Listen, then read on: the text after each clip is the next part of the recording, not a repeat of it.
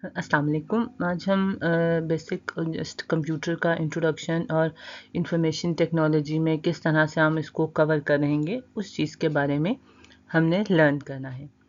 हमारे पास हम basically computer आज के दौर में एक बेसिक नेसेसिटी बन गया है और ये हर जगह हर फील्ड में रिक्वायरमेंट इसकी बहुत ज़्यादा हो गई है। जैसे हमारे पास कम्युनिकेशंस में, हमारे बिजनेस के दौरान, हमारी एजुकेशन में, हमारी मेडिकल फील्ड में और हर फील्ड में हमारी ये एक बहुत इम्पॉर्टेंट फील्ड का हिस्सा आईसीटी या कंप्यूटर का यूजेज बहुत ज़्यादा बढ़ गया है।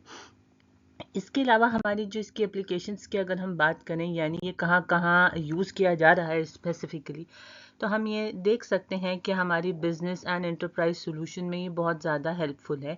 हमने ना सिर्फ हमारी ई बैंकिंग या हमारी ई कॉमर्स या ई शॉपिंग का हमारा इसका यूटिलाइजेशन बढ़ गया है, बल्कि हम देख सकते हैं कि बहुत सारी कस्टमर रिलेशनशिप मैनेजमेंट की वेबसाइट्स की हेल्प में हमें ये हेल्पफुल दे रहा है। जैसे आप इसकी एग्जांपल देख सकते हैं, तो बहुत सारी डिफरेंट हमारी हेल्पलाइन जो कंपनी के डिफरेंट बिजनेस हम चीज़ें ख़रीदते हैं या बाय करते हैं, उनमें हेल्प चैट मौजूद होती है जो कि हमारे पास हमें उसकी कुछ डिफरेंट क्यूरीज का आंसर हमें दे रही होती हैं या हमारे लिए उसको हेल्पफुल प्रोवाइड कर रही होती हैं।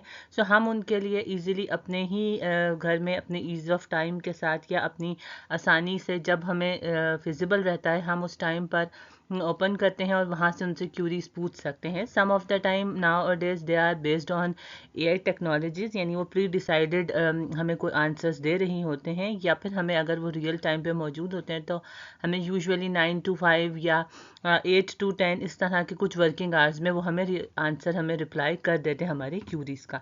सो हमारे पास वो एक हमारी सोल्यूशन का वो भी एक आंसर फैक्टर है कि आपके पास जब आपकी कोई क्यूरी हो तो वो आपको रिमोट वर्क की फैसिलिटी भी प्रोवाइड कर रहे होते हैं। इसके अलावा हमने बहुत सारे शॉपिंग का आसानी देखी है कि हम किसी भी टाइम पे अपना कोई भी बिल पे कर सकते हैं, या हम अपनी बैंकिंग की ट्रांजैक्शन कर सकते हैं, हम किसी टाइम पे शॉपिंग कर सकते हैं।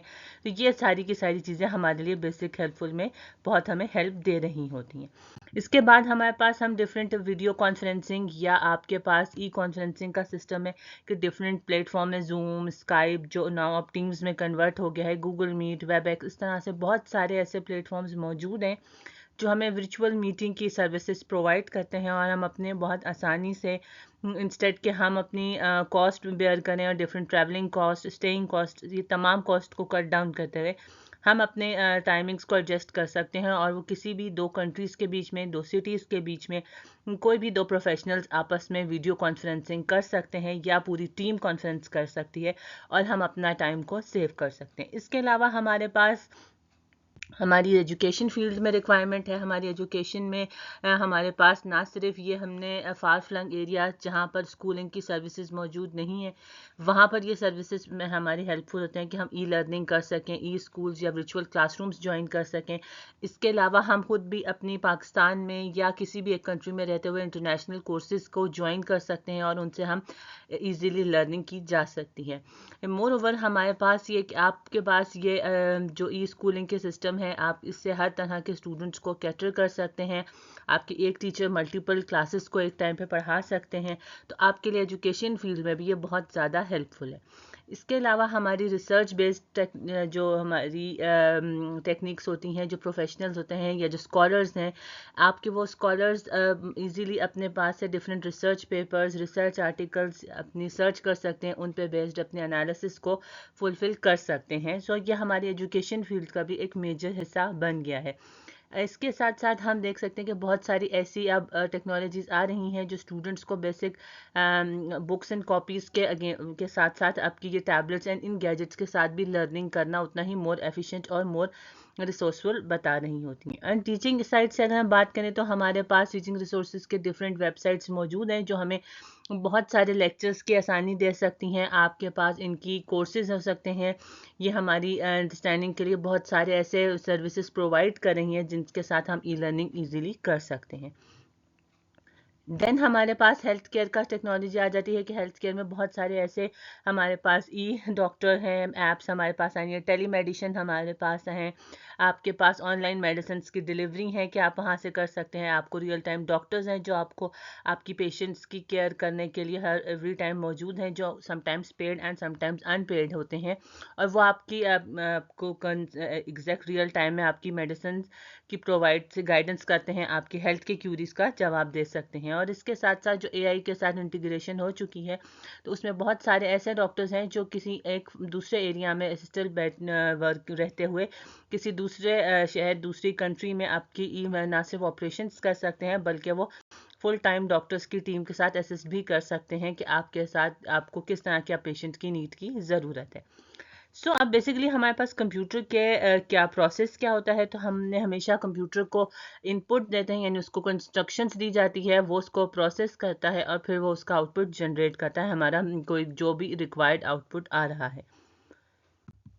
और फिर अब रिसेंट डेवलपमेंट में हमारे पास बहुत सारी क्लाउड कंप्यूटिंग की सर्विसेज आ गई हैं, डिफरेंट सोशल मीडियाज़ के ऐप्स आ गए हैं जो बहुत एडवांस हैं, और इसके साथ साथ हमारे पास एआई की इंटीग्रेशन बहुत ज़्यादा शामिल होने लगी है इस कंप्यूटर सिस्टम में, जो कि वक्त के साथ साथ हमारी नीड को एंड रिक्वायरमेंट को बहुत एफिशिएंट है और बहुत ज़्यादा एडवांस हो गई हैं, जिनको ये बहुत आसानी से कर रही हैं। यूटिलाइजेशन हमारी डेली लाइफ का हिस्सा बनती जा रही है।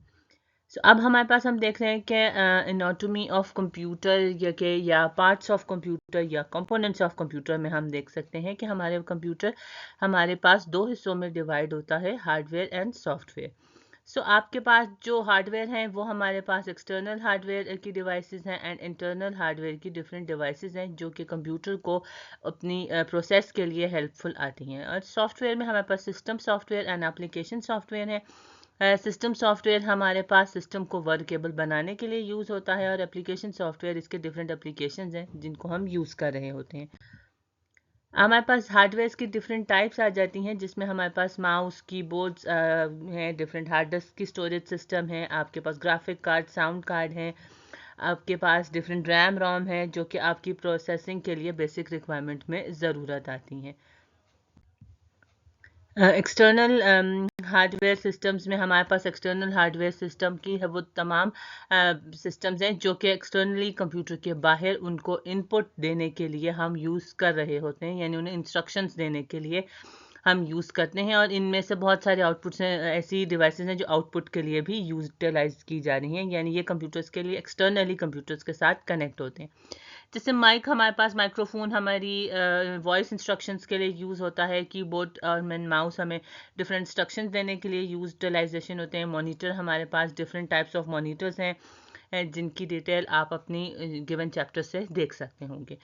आपके पास आपकी मॉनिटर्स आपका हमें स्क्रीन की आउटपुट देते हैं, सम ऑफ द टाइम ये टच स्क्रीन्स भी मौजूद हैं जो आपको इनपुट के इंस्ट्रक्शंस भी दे रहे होते हैं एंड आउटपुट की साइमल्टेनियसली काम कर रहे होते हैं। स्पीकर्स हमें साउंड आउटपुट देते हैं। प्रिंटर्स एंड स्कैनर्स से हम अपनी प्रिंटर्स के थ्रू हम अपना डाटा का आउटपुट रिसीव कर रहे होते हैं, एंड स्कैनर से हम अपनी डाटा को स्कैन करके कंप्यूटर में इनपुट के तौर पे दे सकते हैं। देन हमारे पास राउटर आता है। Router another of external hardware device है जो कि आपकी कंप्यूटर को इंटरनेट की कनेक्टिविटी की सर्विसेज प्रोवाइड कर रही होती हैं, और इनके थ्रू हम अपने इंटरनेट से कनेक्ट हो सकते हैं और बहुत सारी वर्क कर सकते हैं। आपने का टास्क ये होगा, जो आपको चैप्टर गिवन है यहाँ से आप उससे इनकी सारी डिटेल्स, उनके एडवांटेज और डिसएडवांटेज उस चैप्टर से फॉलो अप कर रहे होंगे। Then we have internal computer hardware. आपके इंटरनल कंप्यूटर हार्डवेयर में कौन कौन से आ जाते हैं, तो वहाँ पर हमारे पास फैन सिस्टम है, हमारे पास डिफरेंट तरह के डिस्क ड्राइव है, हीट सिंक है, आपके पास हार्ड ड्राइव या परमानेंट डिस्क स्टोरेज ड्राइव है, आपके पास सीडी ड्राइव्स हैं, रैम है, आपके पास रोम है, मदरबोर्ड है, पावर सप्लाई है, हमारे पास सीपीयू है, एंड देन सो ऑन। या आपके पास बहुत सारे डिवाइसेस मौजूद हैं जिनको हम यूज़ कर सकते हैं। आपके पास एक कंप्यूटर इंटरनल सिस्टम है जिसमें बहुत सारी चीज़ें आपकी यूटिलाइज की जाती हैं। आपकी जो लैपटॉप्स हैं उनमें थोड़ा डिफरेंट शेप के साथ बनी होती हैं सारी की सारी चीज़ें, और डेस्कटॉप में डिफरेंट शेप्स के साथ होती हैं। हमारे पास जो सॉलिड स्टेट डिस्क ड्राइव आ जाती है वो एक एडवांस फॉर्म में है as compare to hard disk drive के साथ। मदरबोर्ड हमारे पास एक मेन प्रिंटेड सर्किट कहलाया जाता है, जिसको हम कहते हैं कि ये पीसीबी बोर्ड है। इसमें हमारे पास कंप्यूटर का बेसिक बैकबोन कनेक्टिविटी पॉइंट है, क्योंकि यहाँ पर सारे के सारे वायर्स और सारी की सारी कनेक्शन जितने भी एक्सटर्नल पेरिफेरल्स आ रही हैं हमारे पास, वो सब के सब यहीं पे ही कनेक्ट होते हैं। इसी के साथ उसको कनेक्ट किया जा रहा होता है, इसी में के थ्रू। आपके पास जो हार्ड डिस्क ड्राइव मौजूद है, जिसे हम HDD कहते हैं, अब इसका एडवांस फॉर्म आ गया है जो सॉलिड स्टेट ड्राइव है। यह आपके पास एडवांस स्टोरेज सिस्टम है, एफिशिएंट स्टोरेज सिस्टम है। यह आपको बेस्ड कर रहा होता है कि आपकी एक प्रिंटेड सर्किट टेक्नोलॉजी के साथ SSD ये मोर एडवांस, मोर एफिशिएंट है। आपके पास इसमें नॉन वॉलेटाइल मेमोरी है जो कि परमानेंटली डाटा को स्टोरेज कर सकती है, और इसको हम अपने पास हिसाब से एडिट भी कर सकते होंगे। सिमिलरली हार्ड डिस्क भी एक आपके पास इसी तरह की डिस्क है, बट वो आपके पास मैग्नेटिक स्टोरेज सिस्टम पे बेस्ड है। उसमें आप स्पैनिंग एंड प्लेटर्स मौजूद हैं जो कि आपकी एक मैग्नेटिक डिस्क को डाटा को रीड करने के लिए हम यूज़ कर रहे होते हैं। आपके पास ये ड्राइव मोर ज़्यादा स्टोरेज कर सकती हैं as compare to hard disk drive. इनकी एफिशिएंटली वर्किंग है। आप इसको डिटेल में यहाँ से इनका कंपैरिजन को देख सकते होंगे। आपके एसिडरी जो हम बात करें, इसमें हमने जैसे भी थोड़ी देर पहले बात की कि यहाँ प्लेटर्स हैं, स्पिंडल है, उसका हेड है एंड डिफरेंट आर्म है, और ये आपके पास एक प्रिंटेड सर्किट बोर्ड की बेस्ड टेक्नोलॉजी है, जो कि आपकी चिप्स एंड फ्लैश ड्राइव की जो मेमोरी सिस्टम था उसके की बेसिस पे इसको हम यूज़ कर रहे होते हैं। जब कभी आप डाटा इसमें क्लिक करते हैं तो एवरी टाइम ये डिस्क स्पिन होती है, और यहाँ पर आपका जो रीडिंग एंड राइटिंग हेड है वो आपके रिक्वायर्ड टास्क को आइडेंटिफाई करता है, और फिर हम यहाँ से इसका डाटा सेट को देख सकते हैं और उसको रीड कर सकते हैं। रैम आपके पास रैंडम एक्सेस मेमोरी है। ये हमारे पास जस्ट सिंपल इसको हम वॉलेटाइल मेमोरी कह सकते हैं। ये आपके पास कंप्यूटर सिस्टम को के रिक्वायर्ड डाटा सेट को होल्ड स्टोर करता है जब तक कंप्यूटर में आप वर्किंग कर रहे हैं, और जैसे ही आपका कंप्यूटर पावर ऑफ होता है ये सिस्टम से रिमूव हो जाती है। नेक्स्ट टाइम दोबारा ये data set required data set को लोड करता है अपने पास ड्यूरिंग दी वर्किंग, अपने सिस्टम में होल्ड रखता है, और फिर इससे हम इसकी वर्किंग कर सकते हैं। जबकि रोम हमारे पास रीड ओनली मेमोरी है। ये आपके पास नॉन वॉलेटाइल मेमोरी है। ये आपके पास फर्मवेयर और different sort of BIOS settings को होल्ड करके रखता है, ताकि हमारे पास बूट लोडिंग फाइल्स जो बेसिक फाइल्स रिक्वायर्ड रहती हैं कंप्यूटर को पावर ऑन करने के लिए, ये उन फाइल्स को अपने पास होल्ड रखता है और हमारे सिस्टम को वर्केबल बना रहा होता है। डिफरेंट इसके अलावा हमारे पास जो इंटरनल में आ जाते हैं वो different sort of sound cards हैं, में वीडियो कार्ड्स हैं, ग्राफिक कार्ड्स हैं, आपके पास ब्लूटूथ के कार्ड्स होते हैं। इस तरह के डिफरेंट बहुत सारे बेसिक रिक्वायरमेंट कार्ड्स या उनकी चिप्स लगी हुई होती हैं जो कि उस रिक्वायर्ड टास्क को फुलफिल करने के लिए यूज़ करती हैं। दैट्स द मेन रीज़न कि कभी आपने अगर विंडोज़ इंस्टॉल की हो और साउंड या वीडियो कार्ड प्रॉपरली उसने ड्राइवर्स को लोड ना किया हो, तो we need to update those drivers ताकि इसकी वर्किंग प्रॉपरली की जा सके। ये सारे हमारे इंटरनल हार्डवेयर के डिस्क हैं, और इनकी भी वंस अगेन आपको जो चैप्टर प्रोवाइड किया गया है वहाँ से आपने इनकी एडवांटेज एंड डिसएडवांटेजेस जो आपकी कोर्स में इंक्लूड किए गए हैं उनको आपने पढ़ लेना होगा। हमारे पास फिर सॉफ्टवेयर सिस्टम आ जाते हैं। सॉफ्टवेयर सिस्टम हमारे पास दो तरह के होते हैं। सिस्टम सॉफ्टवेयर जो आपके लिए बेसिकली रिस्पॉन्सिबल है या नीडेड होता है उनको कंट्रोलिंग करने के लिए, मैनेज करने के लिए, इंटीग्रेटिंग करने के बेसिक हमारे पास उन सिस्टम को जो हार्डवेयर मौजूद हैं उनके साथ इनको कनेक्ट करने के लिए और प्रॉपरली वर्केबल बनाने के लिए हमारे पास सिस्टम सॉफ्टवेयर रिक्वायर्ड होते हैं।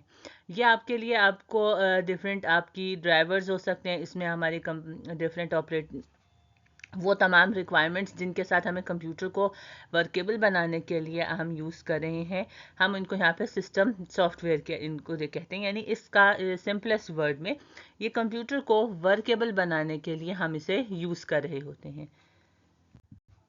आपके पास ये ऐसे ब्रिजेस के तौर पे हम यूज़ कर रहे होते हैं कि हार्डवेयर एंड यूज़र एप्लीकेशंस को के लिए इजीली आसानी से जो लेमैन पर्सन है या जो कंप्यूटर का यूज़र है वो इनको यूज़ कर सके। हम इस चीज़ के लिए इसको यूज़ करते हैं। हमारे पास ये डिफरेंट तरह के सिस्टम सॉफ्टवेयर आ जाते हैं, application software, utility software and middleware. आप इनको यूज़ कर रहे होते हैं। इनमें हमारे पास आपकी सिस्टम सॉफ्टवेयर आपकी ऑपरेटिंग सिस्टम्स में इंक्लूड कर रहे होते हैं। एप्लीकेशन सॉफ्टवेयर में आपके पास डिफरेंट स्पेसिफिक टास्क के लिए यूज़ किया जाता है। यूटिलिटी सॉफ्टवेयर में आपको की मेंटेनेंस के लिए जो आपकी ड्राइवर्स हैं उनके लिए हम यूज़ कर रहे होते हैं। और इसके अलावा आपके पास मिडलवेयर में समटाइम्स ऐसे कम्युनिकेशन सॉफ्टवेयर हैं जो दो तरह के प्रोग्राम्स को आपस में कनेक्ट करके यूज़ करने के लिए हम उसको यूज़ कर रहे होते हैं। लाइक डेटाबेस आपके पास है, message brokers and so on. This is the just for your information.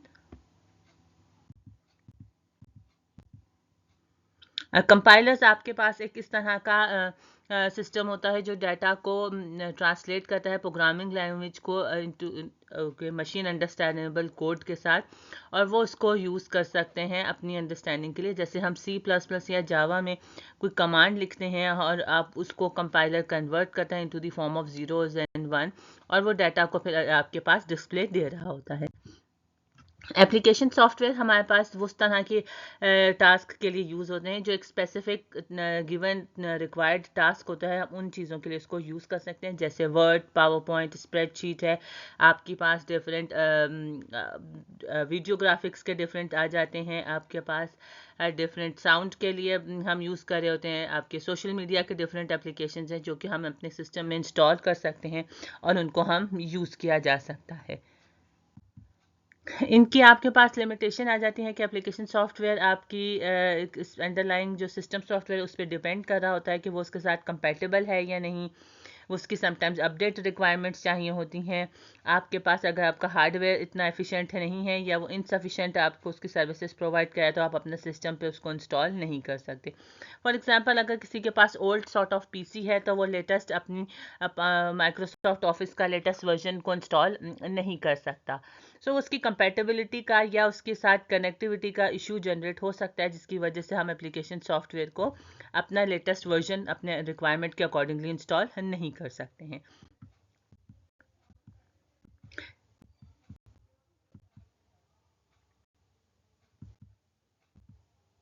Then हमारे पास जो एक और एक टाइप ऑफ ऑपरेटिंग सिस्टम आ जाता है वो डॉस है।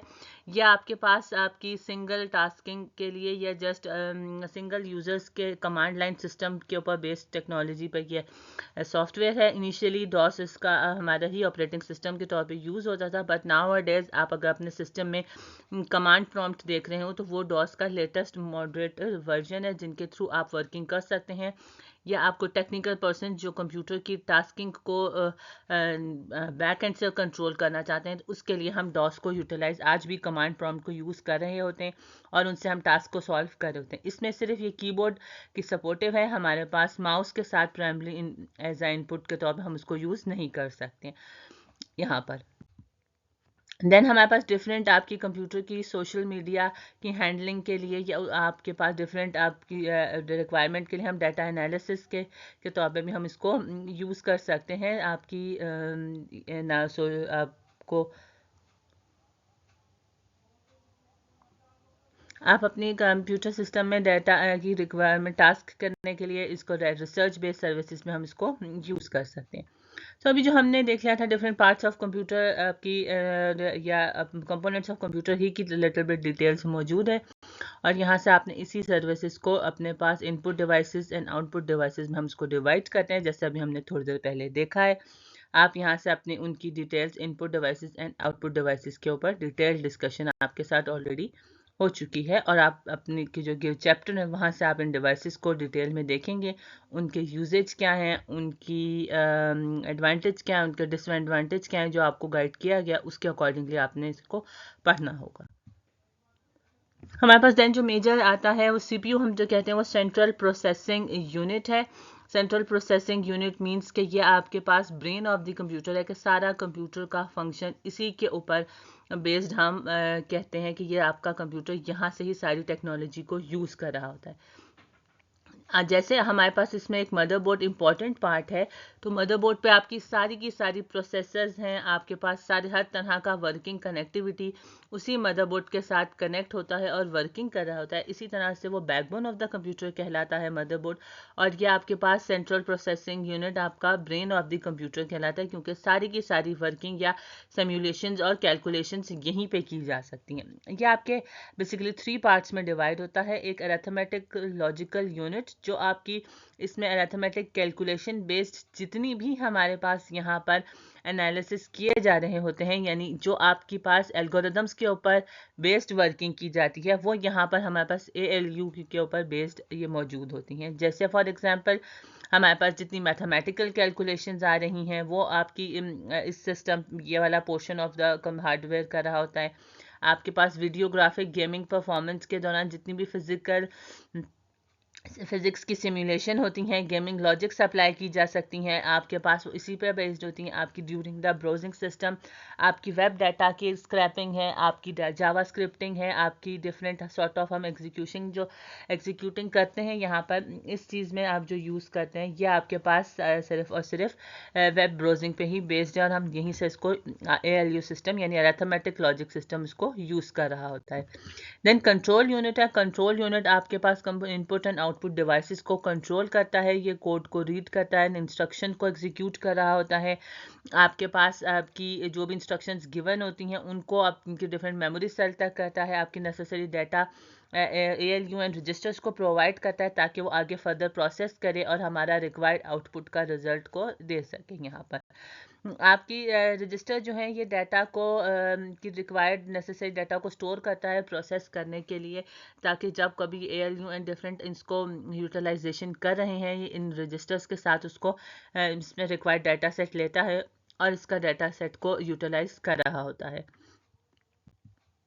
देन हमने रैम एंड रोम की डिस्कशन देख ली है। रैम आपके पास बेसिक एक प्राइमरी स्टोरेज होता है, वॉलेटाइल होता है, और ये आपके पास रैंडमली एक्सेस कर सकता है अपना डाटा सेट को, इसलिए हम इसे रैंडम एक्सेस मेमोरी इसको हम कह रहे होते हैं। रीड ओनली मेमोरी आपके पास परमानेंट स्टोरेज फॉर्म है, यह आपके पास basic contents boot files required computer को स्टार्टअप के लिए नेसेसरी होती है, उनको यूज़ कर रहा होता है, और इसमें हमारे पास बायोस की basic input and output files के लिए हम इसको यूज़ कर रहे होते हैं। हमने देन इसका अपनी सेकेंडरी मेमोरी में देख लिया था। सेकेंडरी मेमोरी यानी हमारे पास वो जो सेकेंड स्टेज पे डाटा सेट के स्टोर कर रहे होते हैं, जैसे हमारे हार्ड डिस्क हैं, ऑप्टिकल डिस्क ड्राइव हैं, हमारी फ्लैश ड्राइव्स आ जाती हैं, इसमें हमारी फ्लॉपी डिस्क ड्राइव आ जाती हैं। Floppy disk drive nowadays they are not using, however हमारी ऑप्टिकल डिस्क ड्राइव यानी जो CD ड्राइव्स हैं, वो भी अब यूज़ में नहीं आ रही होती। ये भी एक ऑब्सोलेटेड टेक्नोलॉजी हो गई है, न्यू सिस्टम में ये भी मौजूद नहीं होती हैं। बट स्टिल ये हमारे पास CD ड्राइव्स हैं, इनमें हमारी DVDs ब्लू-रे डिस्क डिफरेंट की डिस्क मौजूद हैं, जो कि 700 GB से लेकर अप टू दी 50 GB तक का डाटा को स्टोर कर सकते हैं, और उसमें हम यहाँ पर अपना रिक्वायर्ड डाटा सेट इसमें परमानेंटली और टेम्परेरी तौर पर डाटा को होल्ड कर सकते हैं। बाज़ इसमें रीडेबल्स होती हैं और बाज़ री राइटेबल भी होती है। तो जो री राइटेबल है उनको हम एडिट कर सकते हैं और री राइट भी डाटा सेट को कर सकते होंगे।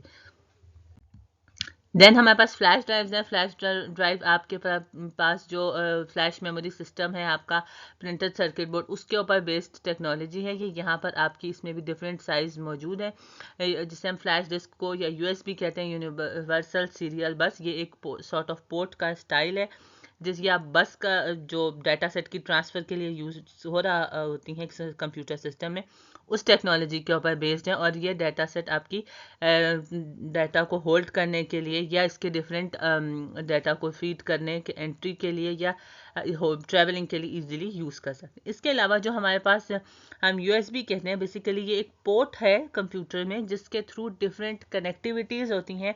आपका कीबोर्ड, माउस, आपकी different gaming controllers, printers, scanners, ये इस USB पोर्ट के थ्रू कनेक्ट होते हैं। ये आपके पास यूनिवर्सल सर्विस बस है, जो डाटा की ट्रांसफ़र के लिए हमारे सिस्टम में यूज़ कर सकते हैं।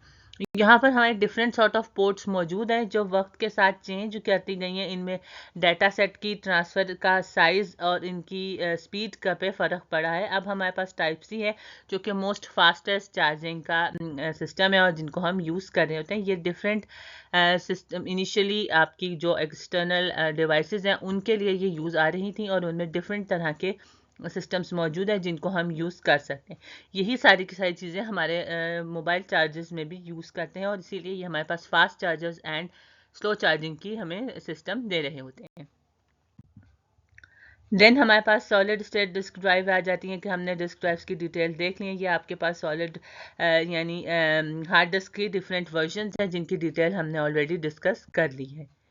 फ्लॉपी डिस्क ड्राइव आपके पास स्टोरेज सिस्टम है। यह आपके पास में डाटा सेट को स्टोर करने और just like your CD drives and your USB flash drive system based है। आप इजीली डाटा को होल्ड कर सकते हैं और इनको इस डाटा में सेव कर सकते हैं और ट्रैवल कर सकते हैं, जो कि आपके पास इनिशियल ह्यूज साइज से थी और लास्टली एक स्मॉलर साइज में थी और now they are obsoleted. We don't have any floppy disk drives in our systems. Output devices हमारे पास वो सारी डिवाइसेस हैं जिनको हम डाटा सेट का डिस्प्ले देख सकते हैं और हमें रिजल्ट में दी जा रही होती हैं, जिनमें हमारे पास स्पीकर्स हैं, प्लॉटर्स हैं, प्रिंटर्स आ जाती हैं, हेडफोन्स हैं, मॉनिटर्स हैं। ये सारी की सारी आपकी आउटपुट डिवाइसेस हैं जिनकी डिटेल आप अपनी बुक से देख सकते होंगे।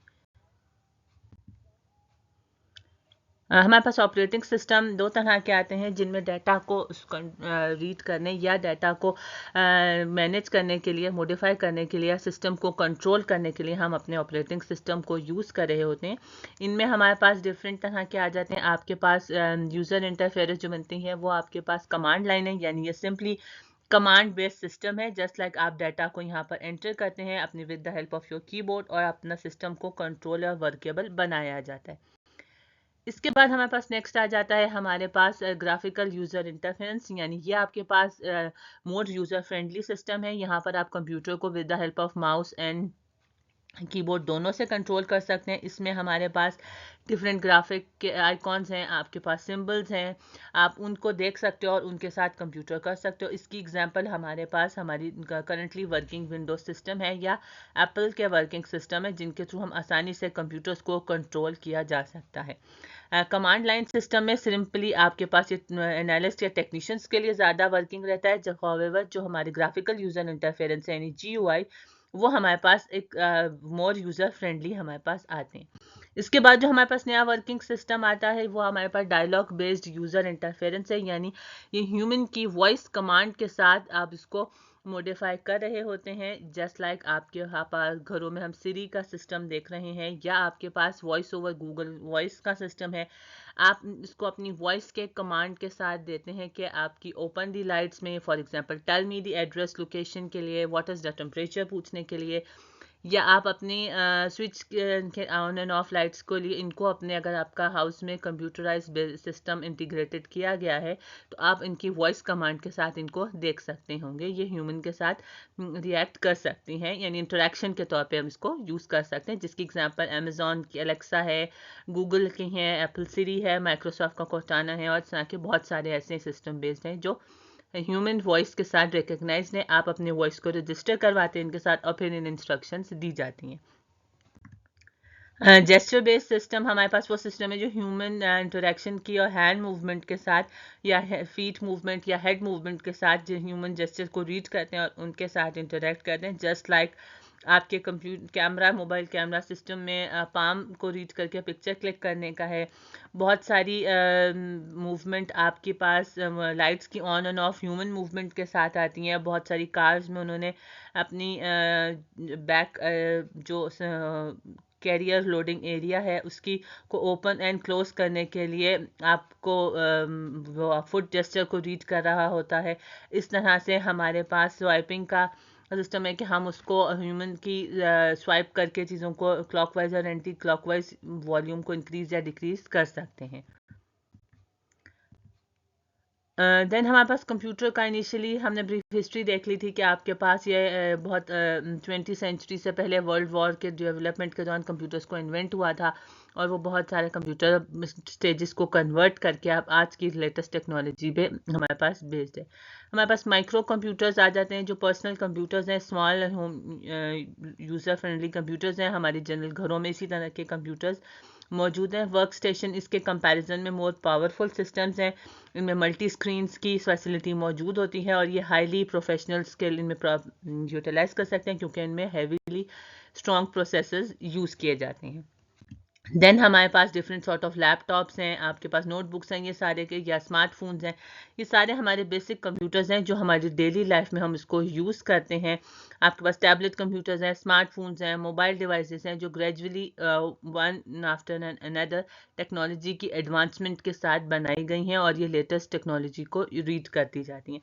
स्मार्ट वॉच हैं जो हमारी डिफरेंट तरह की हमारी मूवमेंट को, हमारी वर्किंग को और हमारी हेल्थ केयर के सिस्टम के साथ साथ इंटीग्रेट की गई हैं और उनको वो रीड करती हैं, like blood pressure, heart beat level, इस तरह की डिफरेंट हमारी बायो मॉनिटरिंग सिस्टम को भी स्मार्ट वॉचेस हैंडल कर रही हैं। इसके बाद जो लेटेस्ट टेक्नोलॉजी हमारे पास शामिल हो रही है वो रोबोटिक्स टेक्नोलॉजी है, एआई बेस्ड टेक्नोलॉजी है।